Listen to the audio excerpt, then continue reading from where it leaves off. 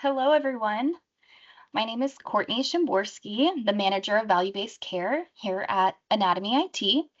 Today, I'm also joined by Renee Fryer, the vice president of value-based care, and we are excited to bring you important education designed to simplify your understanding of MIPS and ophthalmology.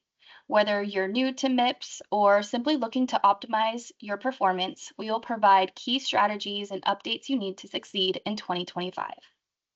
A few things I wanted to mention is all participants are in a listen only mode. Please put your questions in the chat and we'll monitor those as they come in and answer as we can or at the end of the presentation. You will also receive a recording of this webinar sent to the email address that you registered within the next couple of days. All right, so let's get started. A little bit about us is we have MIPS experts who set you up for success. If you are required to report MIPS, so as we get a little bit further into this webinar, keep that in mind. Since we are covering a lot of information, our MIPS experts work with over 3,000 clinicians, helping them to avoid penalties and earn bonuses. During this webinar, we hope that you gain an understanding of MIPS and know that we are here to help you succeed if you ever need additional support. And what is Merit-Based Incentive Payment System, or otherwise known as MIPS? It is a program that adjusts how doctors and healthcare providers are paid based on the quality of care provided, efficiency, and use of technology. Depending on your score, you can either get penalized or, if you do well, earn a bonus. I'll go into that in a little more detail over the next few slides. So what is the Quality Payment Program? A quick overview of the Quality Payment Program, otherwise known as QPP. It was established in 2015 by Medicare Access and Chip Reauthorization Act of 2015, otherwise known as MACRA for short, which ended the Sustainability Growth Rate Formula, which directed CMS to create the Quality Payment Program in 2017. There are two ways to participate in the QPP. One is through the Advanced Alternative Payment Models, also known as Advanced APMs, which requires you to take on financial risk. Most people are not part of APMs. They are in the MIPS track, which is the fee for service track. So that is what we will be reviewing today. And why does this matter? It matters because the score that you receive determines whether or not you get a MIPS payment adjustment on your Medicare Part B physician service reimbursements. So if you get 75 points or above, you avoid a penalty. At 75 points, you get no adjustments. So this is the threshold to avoid a penalty. This remained the same for the last year at 75 points. And then anything below the 75 points is on a sliding scale, and you get a penalty depending on the points you receive, which is up to a 9% penalty. Above 75 points, you get the budget neutral bonus. This is also a sliding scale, so the better you do, the more you get. But since it is a budget neutral bonus, the amounts are determined based on the penalized providers.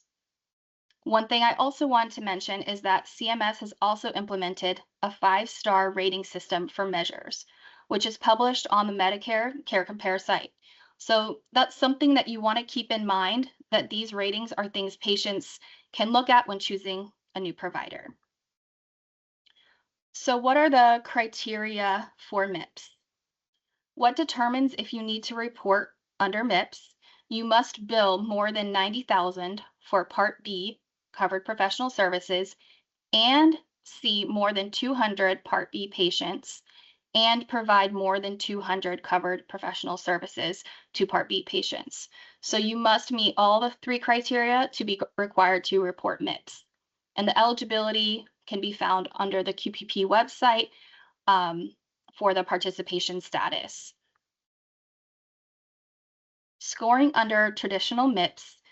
So MIPS is scored by adding up the weighted sum of 4 categories. Quality is worth 30%, and the cost is also worth 30%. Promoting interoperability, that is the EHR portion of MIPS, is worth 25% of your score. and improvement activities, which is worth 15% of your overall score. So that covers all of the basics of what MIPS is and how you score and how to get a bonus. So now I want to hand it over to Renee, who will dive a little bit deeper into these categories. All right, go ahead and take it from there, Renee. All right, thanks, Courtney. So what we're going to cover are the MIPS categories, as Courtney said, and we're also going to first talk about the MIPS value pathways, or also referred to as MVP. Also, just noting that anything that is highlighted blue are the top changes for 2025 as we continue on the slides. All right, so for MVPs, on the left side, it covers traditional MIPS, and on the right side, it covers MVP. The traditional MIPS, everything has stayed the same for the quality and the cost and the PI categories. But one thing to note for the improvement activity categories is the first bullet point says report 2 IAs from the IA inventory. And only one IA required for small, rural, and HPSA and non-patient facing. So what they did was they simplified the process for reporting for the improvement activity to, if you're a small practice, you report on one measure. If you're a large practice, you report on two, but they are still maintaining the rural HPSA and non-patient facing practices. So if you are a large practice in any of those three scenarios, then you would only have to report one. So largely it has remained the same, but as far as if you were previously reporting on high priority measures, high weighted measures, if you were historically reporting on medium weighted measures, then you are going to see a benefit to this improvement activity change. And then over on the right side for MVPs, so just to read through everything, because this is still newer, especially for the ophthalmology specialty. So for the quality category, you do pick from a limited selection of measures in your MVP. We're going to talk about that in a second on a next slide. And you're going to report on 4 measures. So traditional MIPS, you report on 6.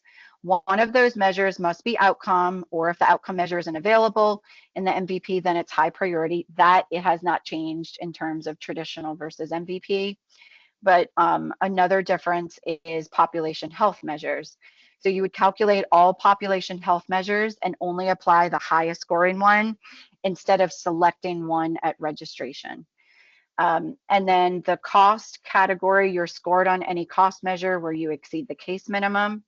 There are some, since this presentation is specific for ophthalmology, just a note for MVPs in general with the cost category, they sometimes do exclude some cost measures within MVP, which can be beneficial to some specialties. For ophthalmology specifically, it is the cataract surgery measure, which really is the measure that primarily impacts the ophthalmology specialty anyway, so there's not a massive change there. For some practices, if you have mid-levels billing, you will see a change by only getting scored on the cataract measure. And then for improvement activity, you report on one IA from the selection of IAs within your MVP. PI is identical to traditional MIPS. You report on and satisfy all of the objectives, and then small practices can still get reweighted.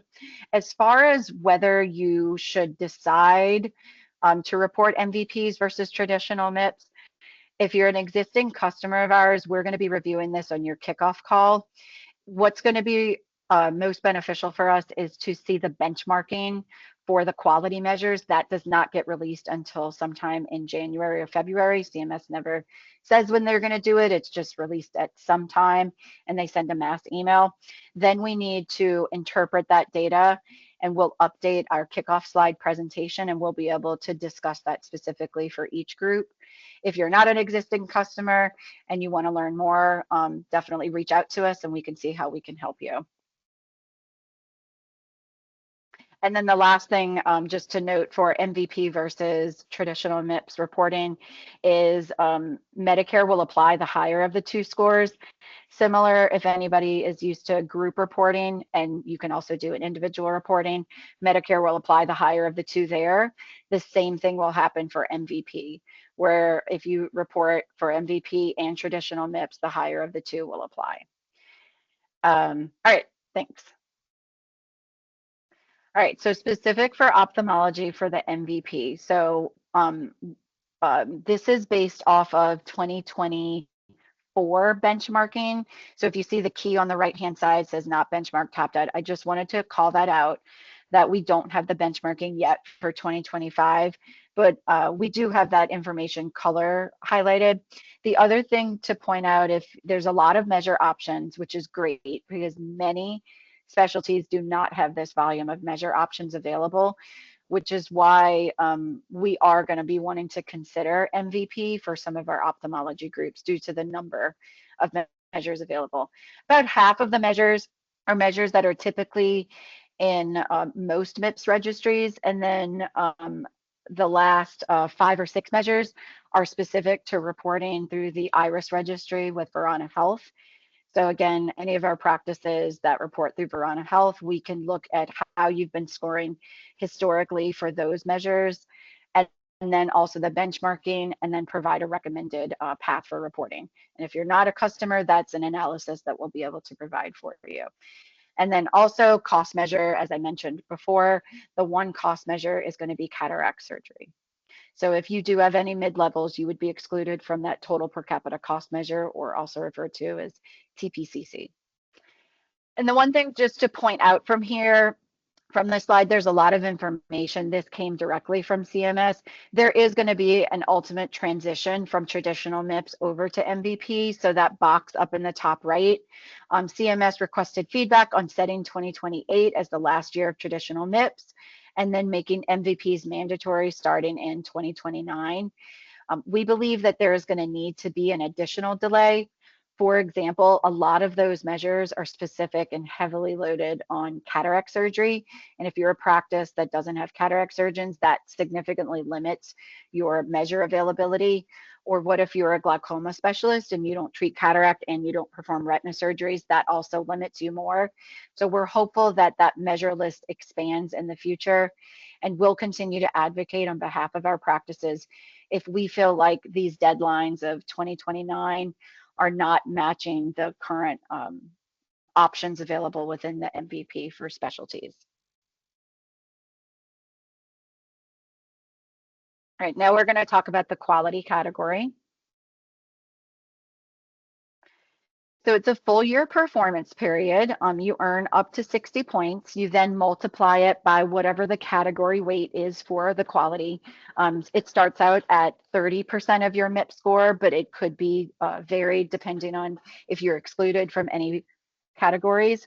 And then you submit 6 measures. So as I mentioned before, MVPs, you submit 4. We always recommend to submit over 6.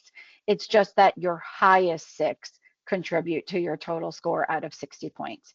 But to get up to 60 points, you would need to submit at least 6 measures, and one being the outcome or a high priority measure. The preference is for outcome versus high priority, because your highest scoring outcome measure will get included, even if you have high priority measures that are scoring better. So that's something that we all always keep in mind for the practices that we work with, and we have seen scoring changes when we look at that outcome versus high priority. So that is something to keep in mind, or reach out to us and we can see how we can do that analysis for you. And then for bonus points, so you're still going to get 6 bonus points for small practices. That's when you have 15 or fewer clinicians, and you get up to 6 points for improving a measure from the year prior. You're not going to find this out until the scores are released, though. And then you have 3 different methods to report: registry, qualified clinical data registry like QCDR, and that is the IRIS registry, their QCDR, and then claims, which is only available for small practices. Just as a plug for the claims reporting, it gets increasingly more and more difficult to report through claims and not avoid a penalty. So we do advise, if you are a small practice reporting claims, it is worth considering how you could benefit from another reporting option.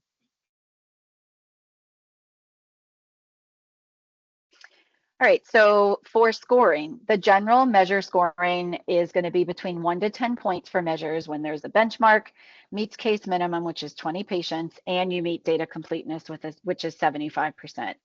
Since I'm talking about data completeness, just to plug it over on the right-hand side at the top, it says data completeness.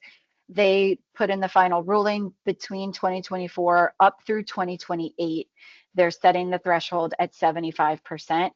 The reason for this change to lock in through 2028 is they were considering continuing to increase it, which they very likely will do starting in 2029 to try to encourage as many practices as possible to be EHR reporting, as well as if you're group reporting and say you have 3 clinicians who are on paper and the rest are EHR, to encourage those paper clinicians to transition to EHR reporting to hit those data completeness numbers.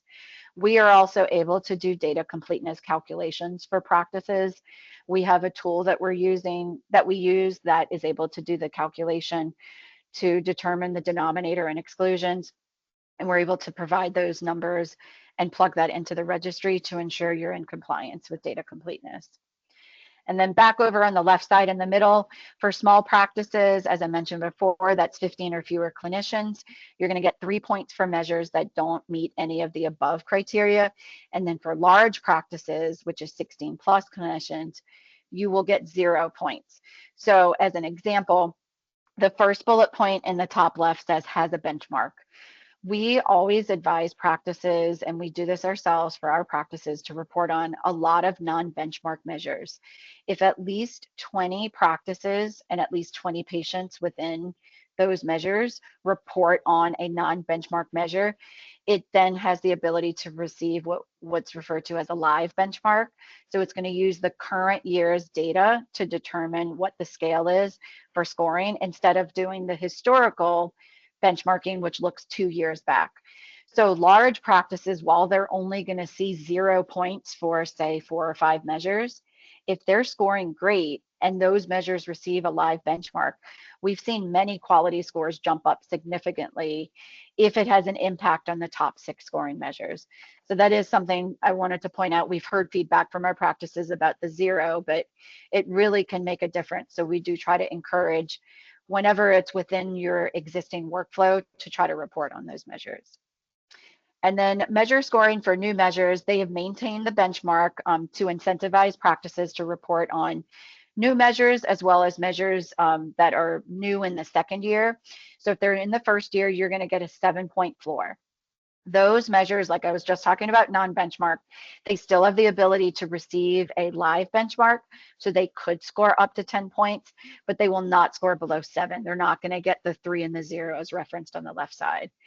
And also another thing to point out is that 7 and the 5-point floor for second year measures, it doesn't matter whether you're small or a large practice.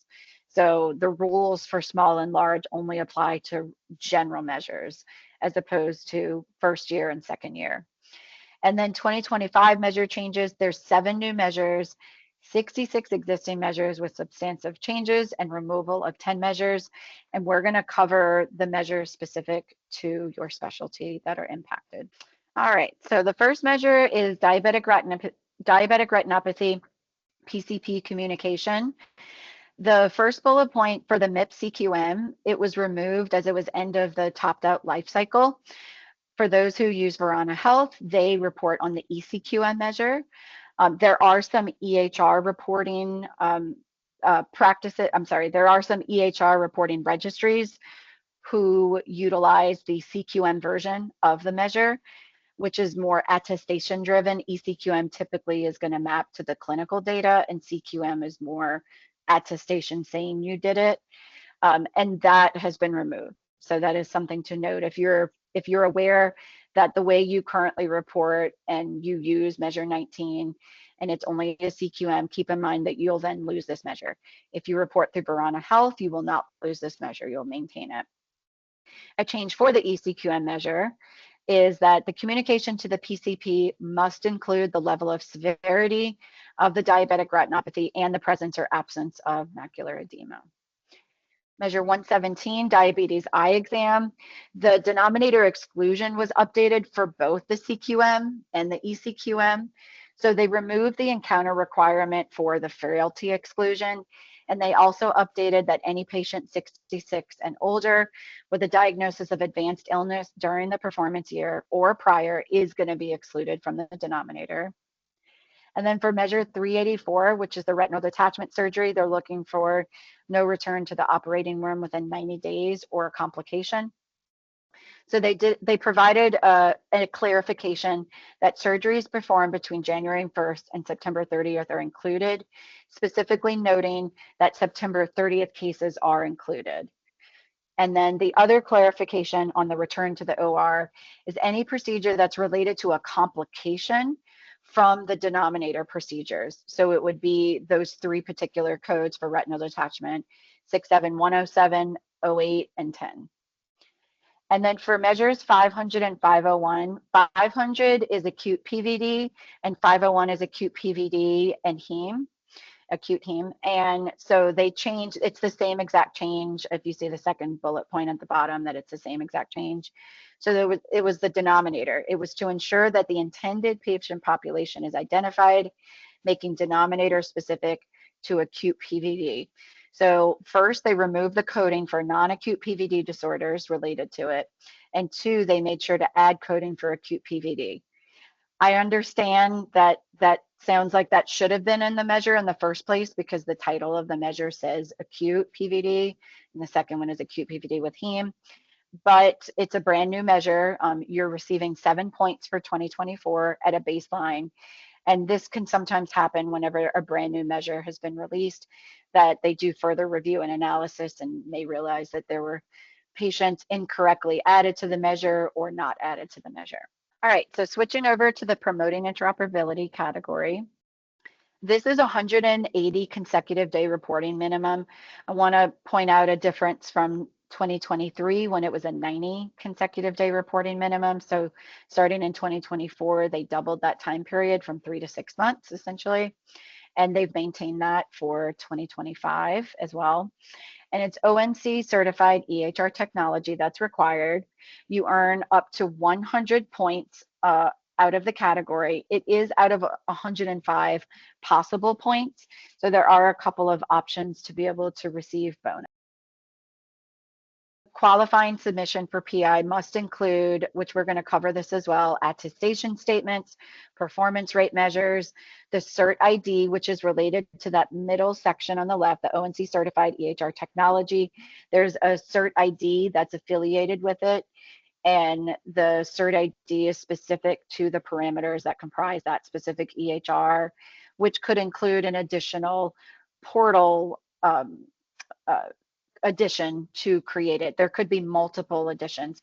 It could be that it's all built just within the EHR, or there may be multiple parameters to create that unique CERT ID for a practice or an EHR. And then you need to include the start and end date for the performance period. It can be over 180 days, but it just must be a minimum of 180 consecutive. And then it's worth 25% of your MIPS score. If you are reporting through an APM, it's worth 30% of your score starting in 2024. So they've decided to retroactively apply this. Clinicians and groups with multiple PI submissions will be assigned the highest of the PI category scores rather than a 0 for the category, which is a huge win for us. That is something that our health policy team has been advocating for years, to not have a practice get penalized and get a 0 in PI for accidentally doing a double submission. When you can do that for improvement activity and quality and not receive it, but you do a double for PI and you received a 0.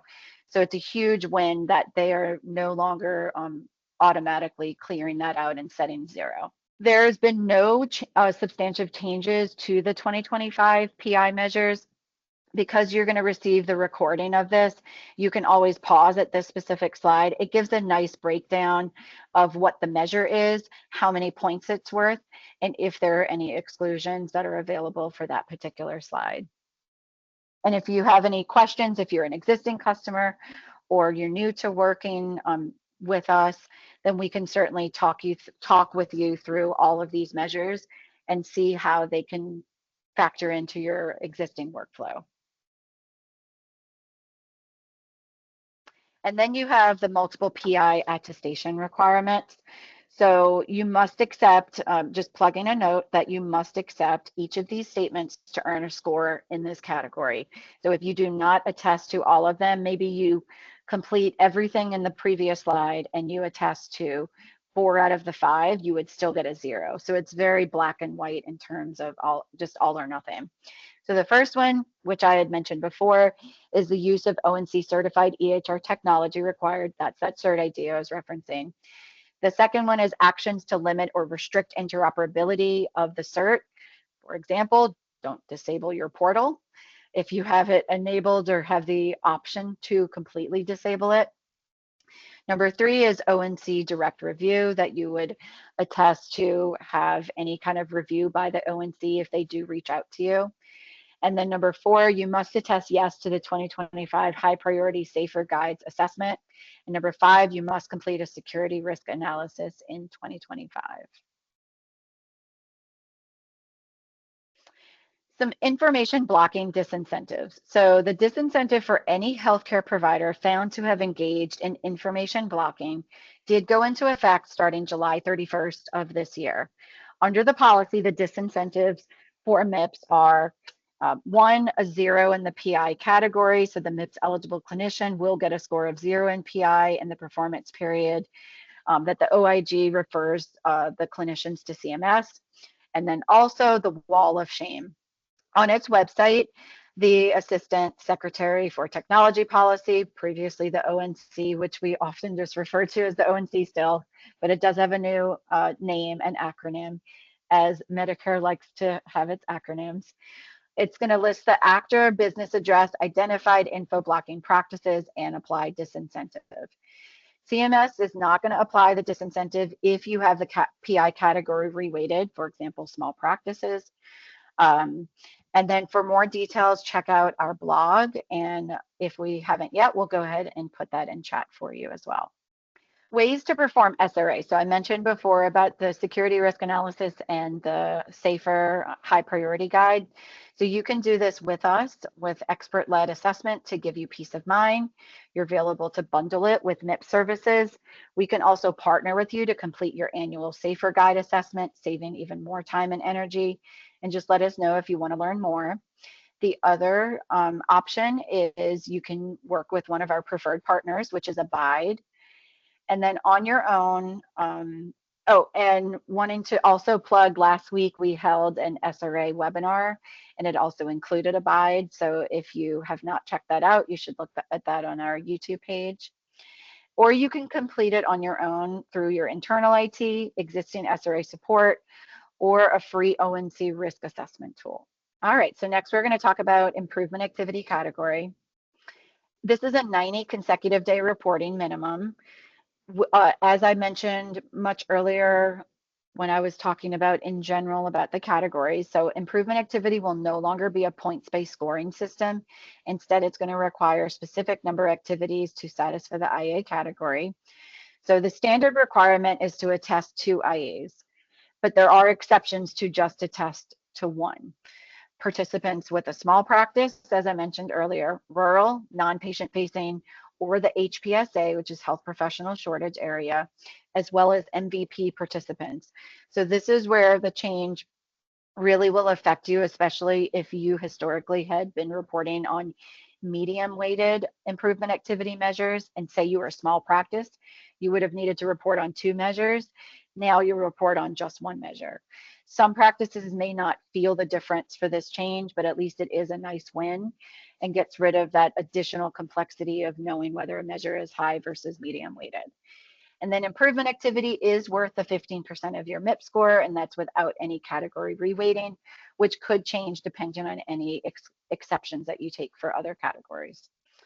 All right, so some changes for improvement activity.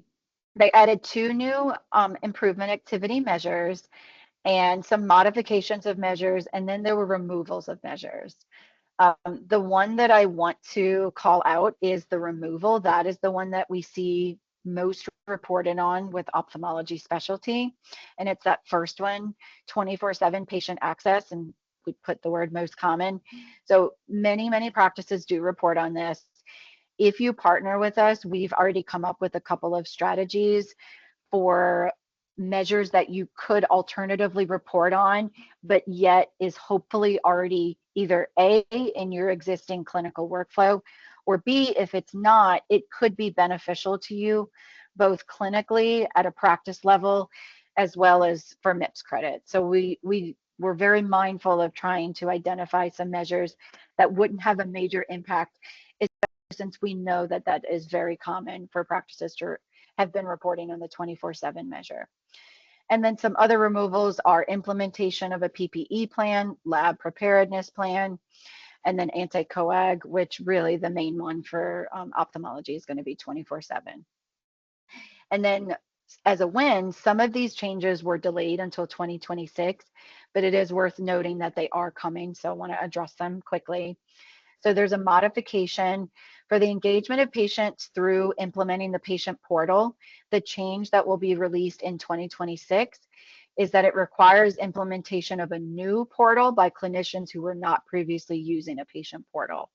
So there are some practices that have been reporting on this measure, and for them, it's more about maintaining the patient portal, enabling and communication. But those practices will no longer be able to report on that measure starting in 2026. One positive, at least they didn't remove both 24/7 and change the patient portal measure to be a bit more strict. Patient portal for IA, not patient portal within PI, just to add that additional clarification. And then for 2026, there's a removal of 4 existing measures, closing the referral loop. We do see some practices report on this one. Another is more timely communication of test results. We do see some practices also report on that one. We don't typically see the last two, but again, if you're reporting on those 2 measures, then just be prepared that starting in 2026, you'll have to look at an alternative measure or 2 to report on, in addition to any other changes that come in 2026. All right, now we're going to talk about the last category, which is cost. This is a full year performance period. The max points depends on which measure you're scored on. So each measure is going to be weighted out of 10 points, and you're scored in real time. We won't know the score until the final scores are released, which is typically in late July, early August. Cost is weighted at 30% of your MIPS score. It is reweighted to quality and PI if there are no measures that apply. And you do receive 0% if you're reporting through an APM or via an APP. So it's reweighted as well. And then for bonus points, there is an improvement score, which is up to 1% for the total category from the year prior. The reason I'm calling out the word category is if you have 2 measures that you report on with cost, and maybe one measure goes up from the previous year, one measure goes down, so there isn't a total improvement, you wouldn't receive an improvement score. But let's say your category is only comprised of 1 measure and your score improves, well, then your category is just of that 1 measure. And then you do report this through your Medicare administrative claim, so there is no additional work that's needed for the practice. All right, so this is a huge win for cost measure scoring changes. So the previous method for scoring methodology was that CMS used the performance year data to split dollar ranges into 10 performance ranges or deciles. CMS then assigned the cost measure points based on the percentile in which a clinician or group's performance fell, depending on how they're reporting as an individual clinician or as a group. The finalized change that actually retroactively applies, which we're very excited with, to begin starting in your 2024 performance year, which will then see those results in 2025, impacting your Medicare Part B claims in 2026. The first bullet point, CMS is going to set that median dollar amount from the performance year at 7.5 points, which is fantastic. So it's no longer a 5, for example, it starts at 7.5. The remaining deciles will be determined by using standard deviations from the median. So this is a huge win for many practices who saw scoring right at 5, below 5. Now that the standard deviation is going to be set at 7.5 points, we should expect a lot of practices to receive score bumps.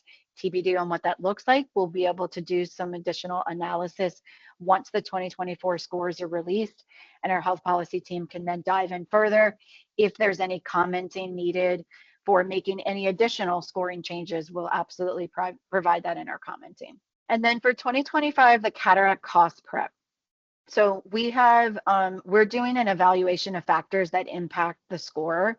This, as of now, is for our existing practices. So if you have not been scoring well in the cataract cost measure or want to better understand why, we have already done some considerable analysis because this data is not provided by CMS. They don't provide any feedback on what lowered your score or what allowed you to have a high score. And maybe you had a high score one year and a low score the next year. So we do provide this analysis for our practices, and we're diving even deeper. So your responses are going to help us evaluate the current and future scores and to identify any possible strategies to increase it. Your feedback truly is invaluable for identifying any general and practice specific strategies. And if you're finding that you're not able to answer the question, so if you are an existing customer and you receive this survey and you have any questions, please just continue to move forward and then reach out to us. So just as a reminder for any existing Anatomy IT clients who are expected to be scored on this measure, we reached out 3 weeks ago, so you could check your spam folder. If you didn't receive it, we would be able to send that survey back over to you again.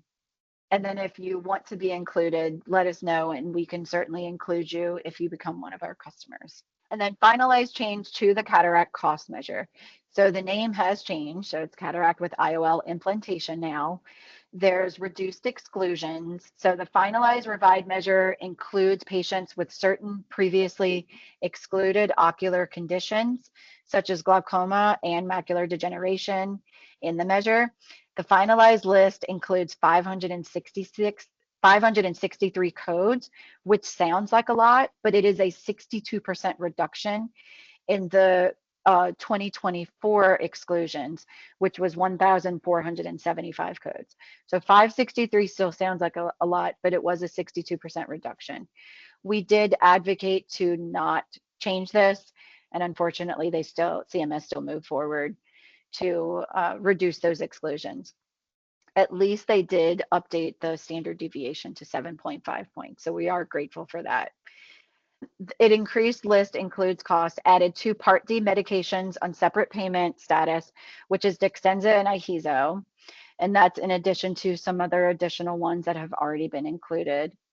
And then the expanded list of services included in the measure's cost calculation. So it's clinically related telehealth services and the additional pre and post-op testing, post-op emergency department visits for any ocular complaints, and DME lenses and frames and IOLs. And then last, for just overall rulemaking process. So we have a strong regulatory presence within CMS and several academies, and we stay up to date with current and upcoming regulatory changes. And we advocate, as I mentioned before a few times, we advocate on behalf of our practices to improve and or change rules. A recent example is Anatomy IT policy staff were the first to recognize the diabetes cost measure that had a group scoring methodology issue. We identified it as a problem. We advocated for this change starting in early March 2023. CMS did fix the scoring methodology, and we saw clinicians who were inappropriately picked up in the measure ultimately excluded. So that was a huge win for our customers as well as on a national level for customer practices that don't even work with us.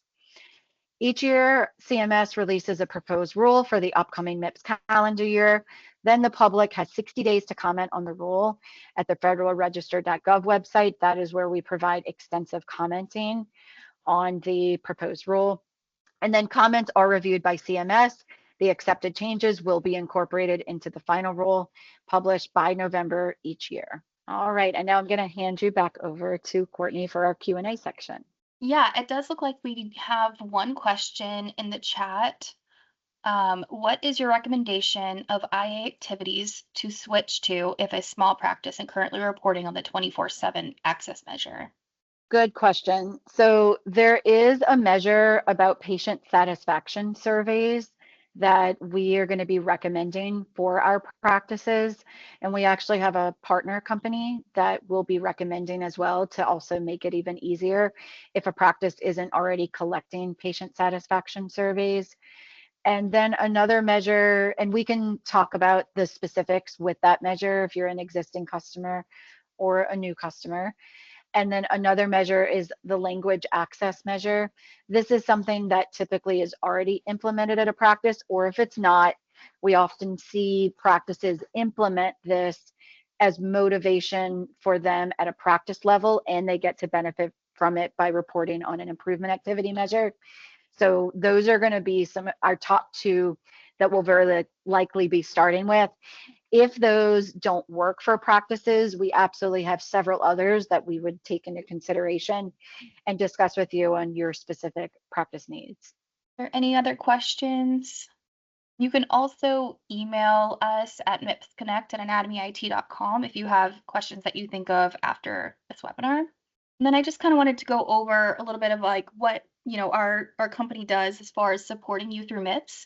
So we offer full service MIPS reporting, which means you would get assigned a dedicated MIPS expert who will work with you throughout the year to coordinate with your EHR and your registry and do the reporting with you, go over all of the measures that you need to select and do auditing throughout the year. And then at the end of the year, we do the submission for you. We also meet with you to go over any refinements or training of your team and track your score throughout the year. Well, thank you guys for attending. As I said, feel free to email us at mipsconnect@anatomyit.com if you have any questions. And if you sign up by January, you'll receive our Jumpstart guide and tool to get started for the 2025 reporting. And then also check out our latest MIPS news on our blog. Thanks for attending, everyone. Thank you, everybody.